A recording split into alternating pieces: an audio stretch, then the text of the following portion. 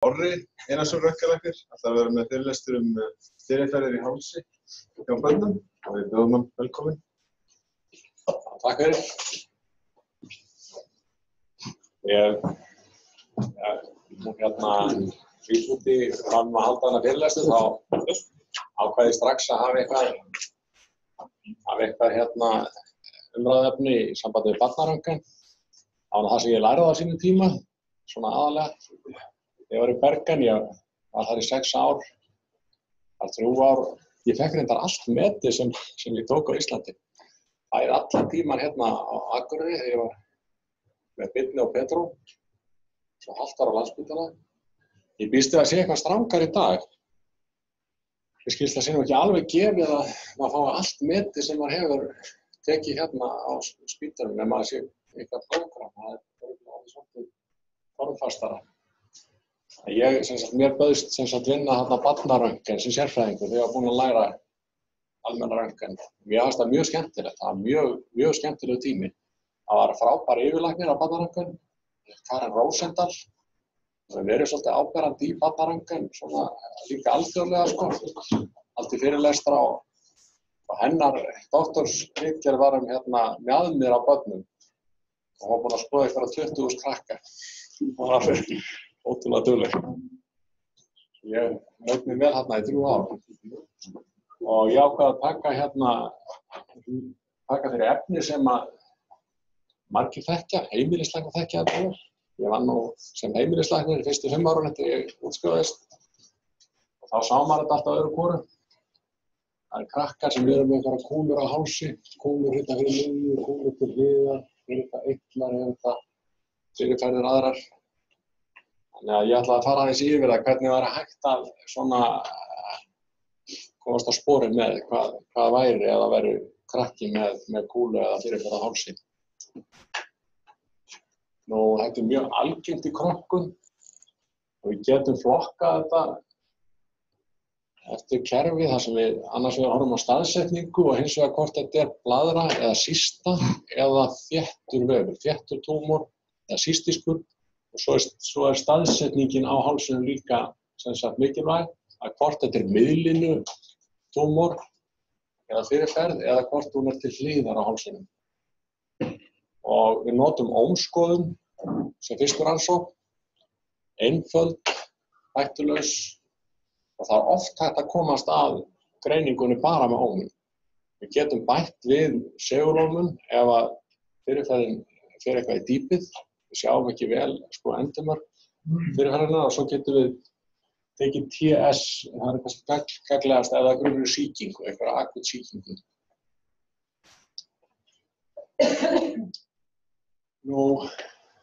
Ef við tölum miðlínu túmora og byrjum uppi, þá er til eitthvað sem heita ranúlur. Það er fyrirferð út frá sublingualkirtlinum. Það er ekki alveg í miðlínu, það er svona oft sést það í munnvatni eða undir tungunni.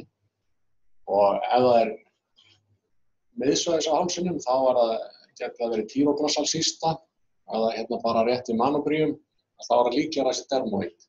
Þetta eru þessir miðlínustruktúrar, það er ranúla, tíroglossal-sísta eða dermoid. Ég fer aðeins betur í það hvað þetta er. Ef það er lateralt, þá er það líklega að sé branchial-sísta eða svona kímblaða-sísta. Það geta verið lymfumalformasjónir eða arteríu- eða venumalformasjónir.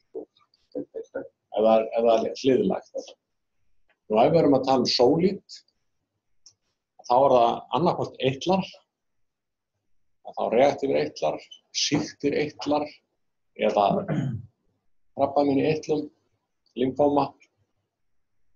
Það eru annars vegar eitlar eða hitt. Það geta verið túmorar eða hnútar í skjaldkirtli, hypophysis colli. Við kíkjum aðeins á hvað það er. Sjáum það hjá ungum eða nýfæddum börnum. Pilomatrixoma, það er svona ef að hárkirtill stíflast og stækkar. Svo er þetta að vera með tímus sem villist að leið. Og svo eru þarna sjaldgæfari túmorar sem ég ætla ekki að fara í. Þetta eru sjaldgæfir túmorar sem geta sést á hálsi á börnum. Það er ekki það. Nú það er svona lítil í þetta með staðsetninguna. Granúlu, pýróglossal sístur hérna miðsvæðis, dermatístur neðst, svo getur lymfangióma sem hliðlæg, brachial-sístur og fibromatísus colli, það er reyndar fyrirferð sem í sjálfu sternahluta mastóðs vöðvanum. Nú við byrjum á óma. Það er spurning, er þetta sísta eða er þetta þéttur vefur? Þetta er mjög einfalt með ómununum, ef þetta er tær sísta, þá er bara, þá sjáum við á ómununni bara alveg kolsvarta, vel afmarkaða fyrirferð og það er ómskuggi, ómríki á bakvið það. Hljóðbylgjurnar fara hraðar í gegnum vökvann og það verður svona ljós rönd fyrir aftan vökvasístuna. Þetta er erfiðara ef þetta er gruggugt. Það sem er með þessar sístur, að það getur blætt í þær og það geta síst. Og þá gruggast innihaldið og þá getur verið svolítið erfiðara átt að sjá því hvort það er sólítið eða sístist. Þá gerir maður alls konar tricks. Þá getur maður ýtt á sístuna, maður getur séð hvort að ekkoinn inn í sístunni fara eitthvað á hreyfingu, það getur komið svona hvirfilmyndun að dumpar á það Það getur krakkan hreyfa sig aðeins og séð hvort það hreyfist innihaldið. Þannig áttar maður svona oft á því hvort það er sólítið eða sístist. Maður getur líka sett æðartöflur. Það er oft í sambandi við túmora, þá sér maður æðar inn í þeim, en það er ekki sístunum. Pýróglossal döggsístur, það er þessi gangur sem er frá tungurót niður í skjaldkirtil og þetta er fósturfræðilegt fyrirbæri og skjaldkirtillinn hann skríður frá tungunni eftir ganginum niður á réttan stað og bringubeinið. Það getur myndast sísta hvar sem er á leiðinni. Þetta eru leifar af þessum gangi sem blása út, safna í sig vökva. Þessar sístur eru í eða við miðlunni. Það geta svona aðeins gengið út öðrum megin, en það geta verið alveg frá tungurótinni og hvar sem er á leiðinni niður að skjaldkirtli, en oftast svona undir tungurótinni eða hérna efsta hálsinn með hægði barkakýli. Það er mjög algengt. Hafið ekki séð þetta allir heimilislæknar? Svona miðlunni sístur í börnum. Ég held að allavega naut ég nokkuð oft það þegar ég var í heimilislæknum. Það er hægt að það er svolítið hjálplegt ef maður biður krakkanum að reka á tunguna. Þá færist hún oft upp. Það er út af þessum fósturfræðilega gangi hérna frá tungurótinni að hún togast aðeins upp ef maður biður krakkanum að reka út tunguna. Maður sér hérna gangna leifarnar hérna upp í tungurót. Svona lítur þetta út. Bara kúla. Það getur stundum verið þannig að foreldrar koma við barn og segja að það kom bara allt í einu hnútur. En yfirleitt er þetta náttúrulega frá fæðingu, en það getur stækkast snöggt eða blæðir í það eða ef það sýkist. Ef sístan sýkist þá er hún náttúrulega rauð og heit og það getur bæði blætt og sýkst. En oftast lítur þetta einhvern veginn svona út, bara kúla á miðjum hálsinn. Svona er þetta í ómun. Vel afmarkað. Það er ómsnauður vökvi í sístunni. Það kemur aukið ómríki á bakvið. Þetta er annað dæmi. Barkinn hérna fyrir miðju. Það er loft í barkanum. Sístan fram á við.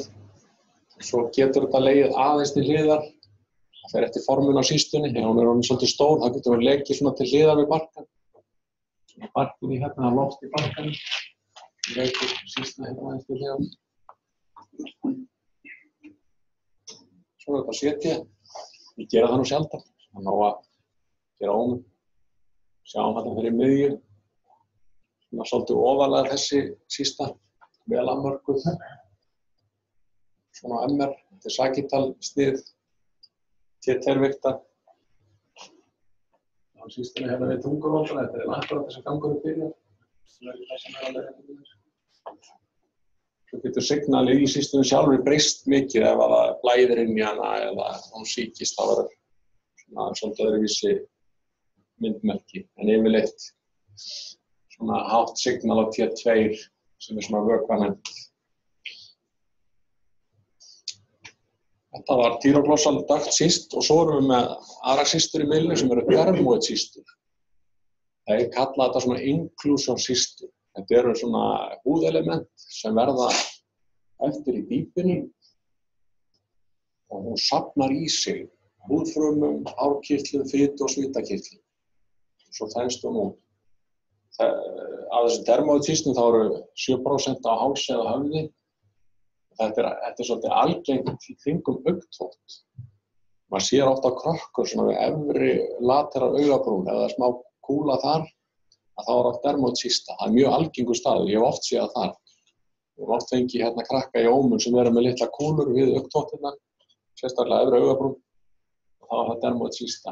Það eru oft tærar eða eru fyrir ofan augabrún, en svo geta það líka verið miðlínu, og þá eru það oft neðarlega, neðar heldur en tyroglossal duct cystina. Það eru yfirleitt ómríkar og geta verið sívalar. Þetta er þessi cysta sem er fyrir ofan augabrún. Þetta er alveg dæmigert. Hún er svona ómsnauð, vel afmörkuð. Hérna er beinið á kúpunni. Og þess að líka að sjá það að beinið sé heilt, að þetta sé ekki einhver útbungun úr heila strúktúr með einhvern endalosel eða hvað það heitir. Þetta er, og svona lítur þetta út á hálsinum fyrir ofan bringubeinið, húla. Yfirleitt er innihaldið meira görótt heldur en í tyroglossal duct cystinu, það er ómríkt. Og svo þegar maður fer að ýta á það, að þá sér maður að þessi ekko hérna, þau fara á hreyfingu, þau fara að hreyfast, þá sér maður að það er síst. Og þið sjáu líka þó hún sé svona, og ekki tær, svört, og þá kemur samt aukið ómríkja því að það er mikið vökvainnihald í þessu. Þetta er önnur.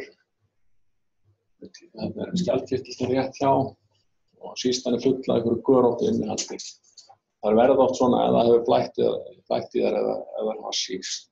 Hérna sjáum við sér MR. Þetta er staðsetningin. Þetta er síst. Það er ákveðið eins og í þessu tilfelli, þá teygir hún sig svolítið niður fyrir bringubeinið. Að taka MR, þá getur maður séð alveg hvar hún endar. Og svo er það þessar tvær systur í miðlínu, svo er þessi hliðlæga systa. Það er svokallað brachial systur. Er þetta ekki kallað kynblöð? Þetta eru svona tálknin á fóstrinu. Það eru kynbogar, held ég að það sé kallað. Og það er úr öðru kynbogabili sem að flestar þessar systur koma. Það getur verið smá gangur sem teygir sig inn í dýpið, en þessar systur það sitja yfirleitt framkantinn á sternocleidomastoideus og þær eru grunnt við karatísæðarnar. Það er staðurinn þar sem við finnum þær oftast. Það geta stækkað snöggt eða blæðir inn í þær og þessar systur geta líka síst. Svona myndi þetta líta út, svona lítur þetta út. Hérna er krakki með stóra kúlu. Það geta verið meðfram sternocleidomastoideus alveg upp og niður úr. Innihaldið er svipað, kannski við dermoid system. Það er yfirleitt einhver ekko, það er yfirleitt svona aðeins gruggur vökvi. Geta líka verið tærar. Eins og hérna. Það eru karatísæðarnar, bifurkasjónin aðeins dýpra. Sjáum að hún liggur hérna við framkantinn á sternocleidomastoideus og þrýstir á karatísæðarnar. Það er þrýstast miðju. Þetta er svona dæmigerð brachial systa. Ef hún sýkist, þá fáum við mikla reaksjón í vegginn og í aðlaga fitu.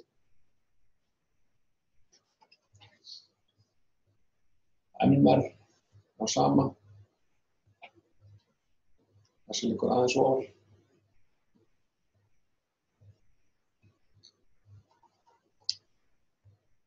Svo erum við með þessar malformasjónir. Við getum verið með malformasjónir eða missmíð á lymfukerfinu, á arteríum og venu malformasjónir. Þetta ekki óalgengt. Þetta drenglun í myndun á sogaðum.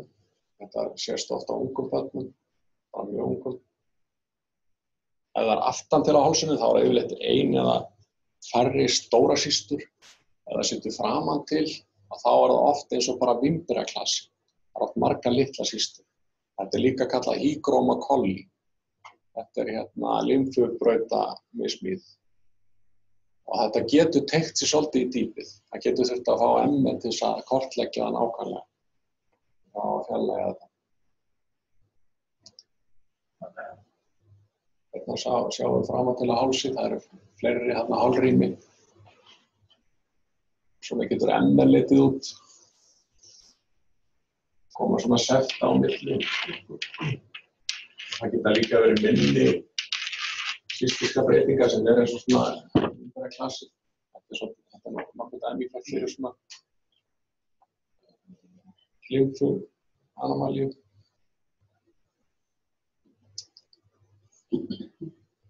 Hérna svolítið, hérna önnur tvíhólfa. Hér einn tilfelli 3 ára strákur með snöggstækkandi fyrirferð. Það getur líka blætt inn í þessa malformasjón. Þá stækkar þetta mjög snöggt. Hér segulómun af sama. Þarna sjáum við líka vísbendingu blæðingu. Við sjáum þetta vökvaborð inn í systunni. Það eru blæðingaprótín hérna, sem færa við vökva hérna ofan á. Það bara eftir hvernig það liggur.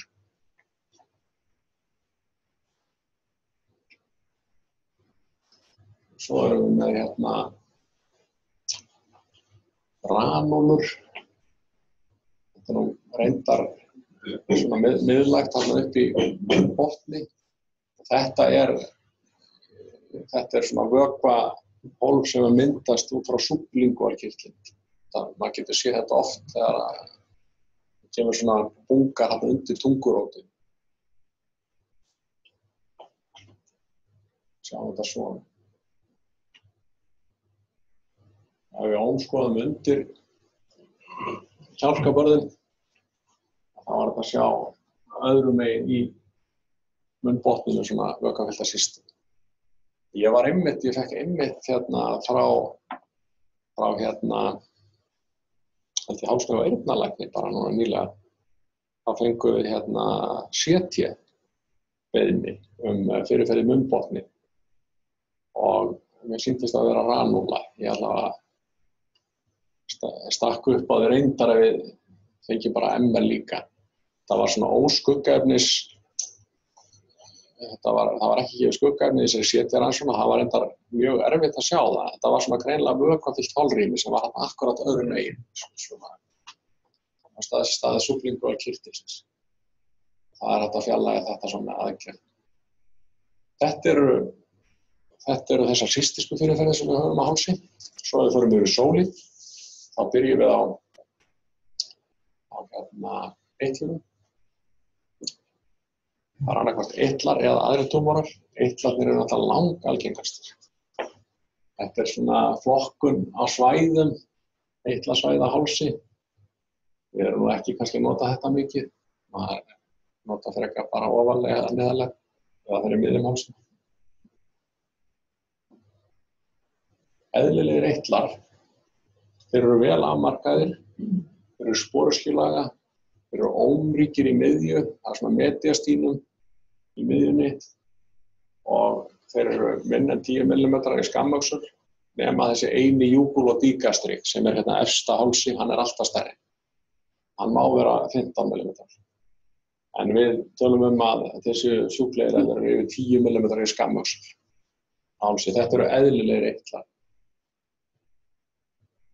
Og við erum það er svolítið erfitt að skilja á milli. Við getum verið með reaktífa eitla sem út af sýkingu annars staðar í hálsi, út frá hálsbólgu, þá geta komið reaktífir eitlar. Svo lymphadenýti sem meira notað yfir það ef að eitillinn sjálfur sýkist. Það að vera með reaktífan eitil sem í sjálfu sér ósýktur. En ef hann sýkist þá það kallað lymphadenýtis. Og þá sjáum við oft bólgubreytingar í kringum eitillinn og hann getur nekrotiserað eða það getur komið kraftar pollur inn í eitillinn ef hann sem sagt sýktur sjálfur eitil. Og þeir verða aumir. En lymfóma, sem sagt eða krabbamein í eitlinum, þá erum við með sem sagt mjög vel afmarkað eitla, það ekki þessi reaksjón í kring, það ekki þessi sýking. Þeir eru mjög ómsnauðir, þeir geta verið dreift sér víðar, það oft þegar eru sýktir eitlar, þá það meira staðbundið. Þeir eru ekki aumir. Þessir krabbameinseitlar.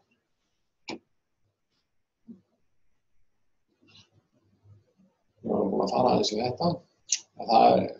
Við höfum svona pínlítið vara á okkur, ef það eru bara eitlar supraklavikulert, alveg neðst, þá það svona meiri líkur á að þeir geti verið infiltreraðir af krabbameini en aðrir eitlar annars staðar á hálsi. Þannig að maður svona hafa aðeins varan á sér ef það er stór eitill supraklavikulert sem ekki minnkar með tímanum.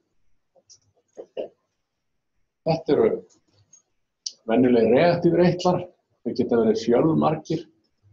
Sjáum að þeir eru mjög ósnauðir perifert og svo þetta mediastínum.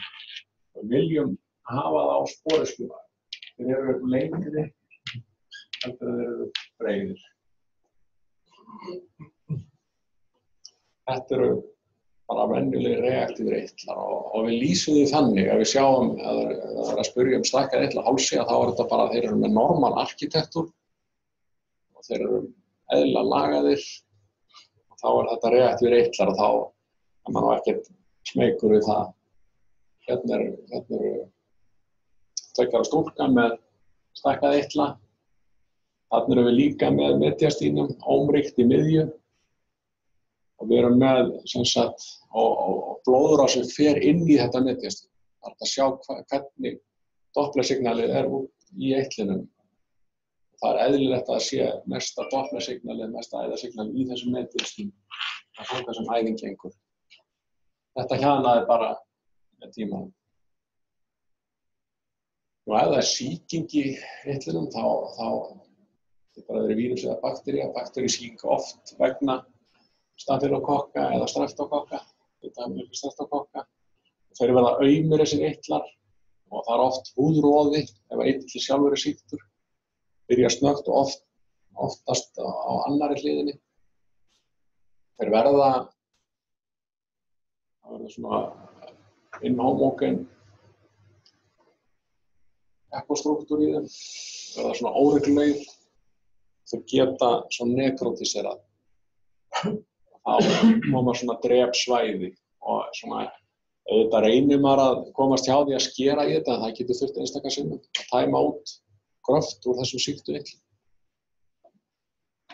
Þetta er á móti lymfóma og þá erum við með stóra, þessi nú ekki alveg kringlóttir en geta oft verið meira kringlóttir, ekki sporöskjulega og þeir eru ómsnauðir, það er ekki þessi arkitektúr með mediastínum í miðju. Við sjáum kannski mun af þessu og sýkta eitlinum að það er engin reaksjón í fitunni. Það er ekki hiti eða roði á húðinni. Þetta eru stórir ómsnauðir eitlar og þá á það vekja grun sem sagt túmorinn til þessu. Þetta eru krabbameinseitlar, svo getum við gert PET-scan. Þetta tala við Kára. Og þá getum við kortlagt útbreiðsluna. Þetta er oft Hodgkin sem er á hálsinum. Verkjalaus eitlastækkun, Hodgkins, þeir eru kringlóttir og ómsnauðir og við getum tekið sýni úr eitlinum eða tekið heilan eitil til greiningar. PET sýnir útbreiðsluna. 14 ára strákur, stækkaða einslæris eitla, settum hann í PET. Sjáum við. Það er teygja sig niður í miðnætið. Það er þessi háls og teygja sig niður. Það er bara útskilnaður í blöðrunni. Það er mýrum að blada. Orri, þessi lymfóma eitthvað. Veist þið að fixir það umhverfið? Það er bara aðeins það svona. Sko, þeir eru náttúrulega, ég nú á tilfinningunni að þeir séu svona heldur þéttari á svæðinu heldur en reaktífir eitlar. Maður getur nú nikað þeim til. En ég hef að sé erfitt að greina það bara með hreyfingu eða að ýta þeim til. Þeir eru ofta svo stórir að þeir eru virka fixeraðir, sko. En þessi reaktífir eitlar, þeir eru náttúrulega hreyfanlegri. Þessi verða stífar, en ég veit ekki alveg sko, hversu mikið þeir innfiltrera. Þeir eru allavega mjög vel afmarkaðir. Þannig ég held ég séu nú mestina kannski. Það komur þetta því að við talum þetta akkurat. Það komur óvart að þú sagðir að það lítur að vera einstaklega því að stundum mitt sérna það þennan ekki hópur þetta. Það svolítið, sko, þeir eru svolítið fastari við umhverfið einstaklega sinni. Svo þetta hýrst að sérst ekki á umhverfið, en það kannski svolítið mismunandi. Já, ég hugsa það, sko. Já, þið þekki þetta náttúrulega ennþá betur, sko. Þið hafið náttúrulega fjarlægt svona eitla. Hvað finnst þér svona, eru þeir ekki samt nokkuð vel afmarkað þessi lymfóma eitlar? Jú, það er það. Já, en svona aðeins festa sig niður í umhverfið. Það er stundum eins og að sé svolítið, sko, reaksjón við umhverfið. Já, þetta eru svona eitlarnir, sko, og svo ef við förum í aðra þéttari eða solid túmor á hálsi, þá erum við með, sko, thyroid núta, geta sérst á börnum, þó það sé algengar á fullorðnum. Svo er það fibromatosis coli, það er alveg sérst fyrirbæri sem við sjáum bara hjá nýfæddum. Pilomatrixoma, það er svona hársekkja nútar sem að geta komið eða hvað sem er.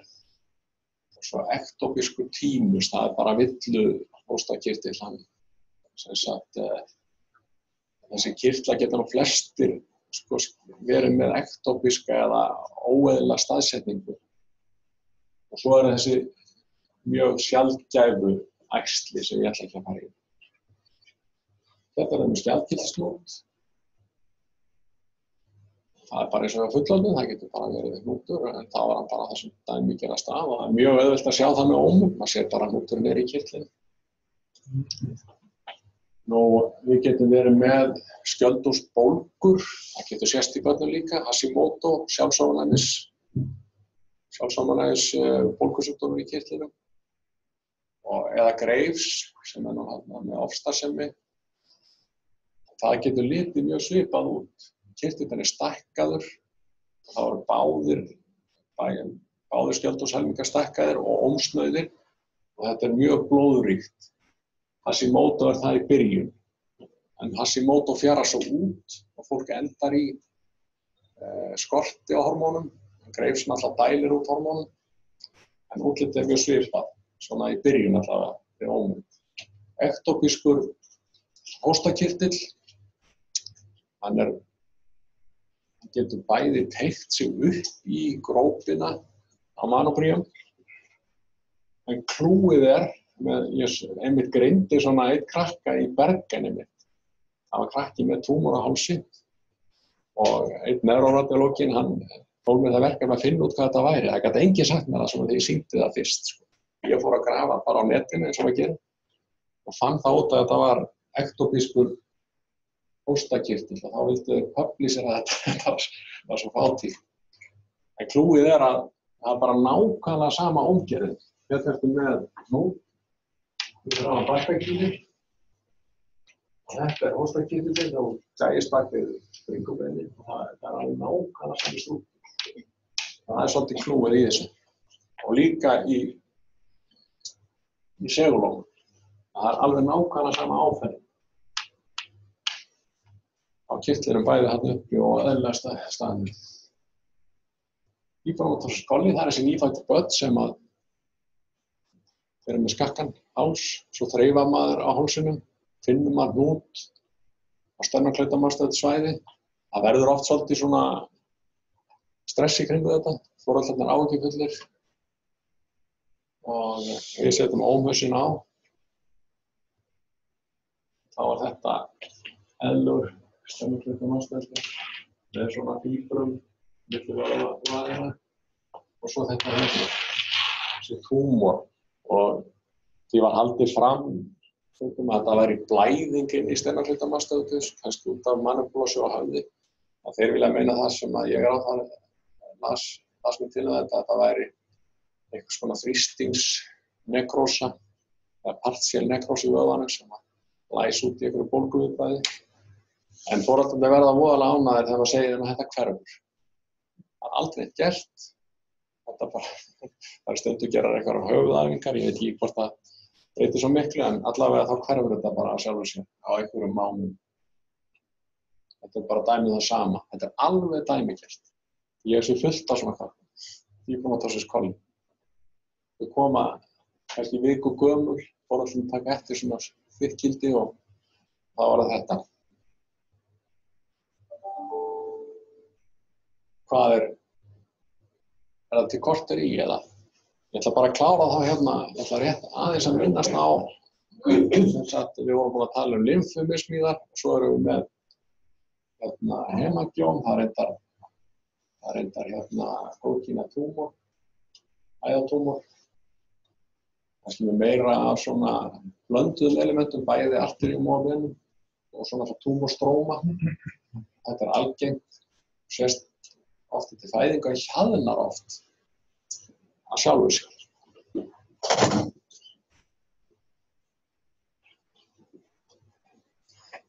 Við sjáum hérna á 6 vikna krakka, þetta getur stækka aðeins fyrst eftir að það sést að þá geta þessi túmor að stækka aðeins en þeir hlaðna svo niður sem sagt með tímanum.